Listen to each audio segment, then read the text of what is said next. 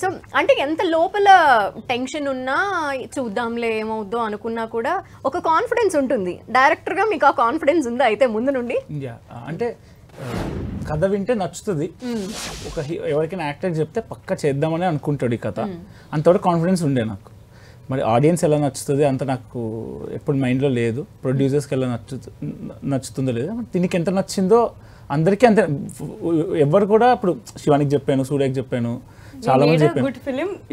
We made a good film, I wrote a good film, we made a good film, అంతే. అంతవరకు మాకుంది. తిట్టరు. వీళ్ళు చెప్పగానే ఒప్పుకున్నారా లేదంటే వీళ్ళనే చెప్పి ఒప్పిద్దాం అనుకున్నారా? ఒప్పించే అవసరం ఎప్పుడు రాలేదండి.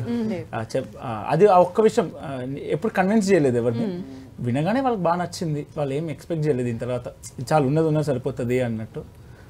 మేము కూడా ఈ సీన్స్ ఇలా చేయొచ్చు కదా, అలా అంత ఎక్కువ చేంజెస్ ఏం చేయలేదు. It was so well made. పేపర్లోనే ఆ డైలాగ్స్ నవ్వుతూ మీరు ఇస్తే, ఈ స్క్రిప్ట్ ఇప్పుడు ఇస్తే మీరు అంటే చదువుతుంటే నవ్వుతుంటారు.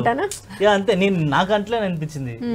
ఆన్ రీడింగ్ ఉన్నప్పుడు నవ్వుతున్నా, ఇక్కడ వర్కౌట్ అవుతుందిరా, బాగానే ఉంది, బాగానే ఉంది. స్క్రిప్ట్ చెప్పినప్పుడే నాకైతే అనిపించిందండి థియేటర్లో వర్క్ అయ్యే స్క్రిప్ట్.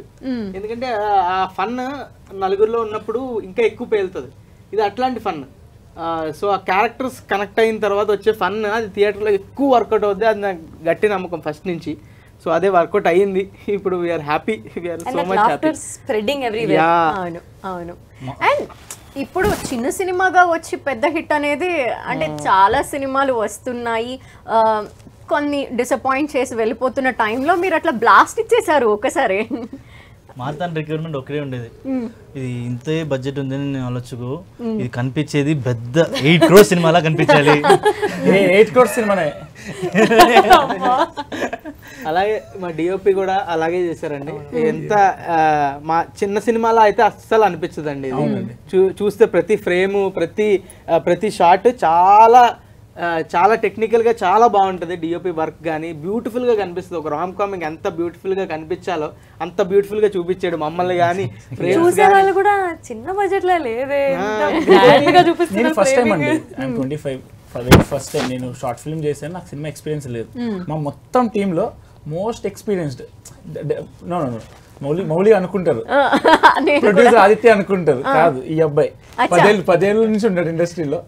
అసోసియేట్ కెమెరామెన్ ఈయన, యువరాజ్ సార్ దగ్గర, ఇంకా రత్నవేల్ సార్ దగ్గర దేవరాజ్ వర్క్ చేశారు. సో మరి వీళ్ళతో ఎక్స్పీరియన్స్ ఎలా అనిపించింది? వీళ్ళేమో మంచి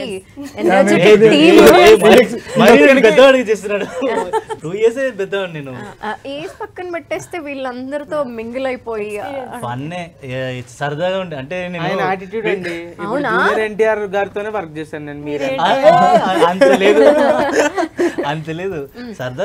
వీళ్ళేమన్నా చూపించారా యాటిట్యూడ్ మీకు? వీళ్ళేం చూపించారు? శివానికి ఒకే రిక్వెస్ట్, ఏ మౌలిని మాత్రం మంచిగా చూపిస్తున్నావు, నన్ను చూపించు కొంచెం. చూపించక్కర్లేదు కదా. ఇప్పుడు కరెక్ట్ షూటింగ్ ఇంకా గంట ఉంటుంది, 2 సీన్లు తీయాల్సిన టైంలో వస్తుంది వచ్చి ఇలా చేద్దాం అలా చేద్దాం అని. ప్రమోషన్ లా లేవేవి. ప్రమోషన్స్ లో మౌలి ఫిక్స్ అయిపోయాడు ఫుల్ గా, ఏదో చేసి కామెడీ చేయాలి శివాని. ఎలా ఆడుకుంటారు, ఎక్కడ ఏ ఇంటర్వ్యూకి వెళ్ళినా నేను పద్ధతిగా నీట్ గా చేద్దాం ఈసారి, ఓకేనా please let's be good girl good boy అంటే no is not getting out of the character. అవునా? అంటే బేసిక్గా కూడా చాలా ఫన్నీగా ఉంటారు. మీ ఆ ఇన్స్టా రీల్స్కి బాగా జనాలంతా కనెక్ట్ అయిపోయారు. అండ్ 90s తర్వాత ఇంకా దగ్గరికి వెళ్ళిపోయారు ఫ్యామిలీస్కి.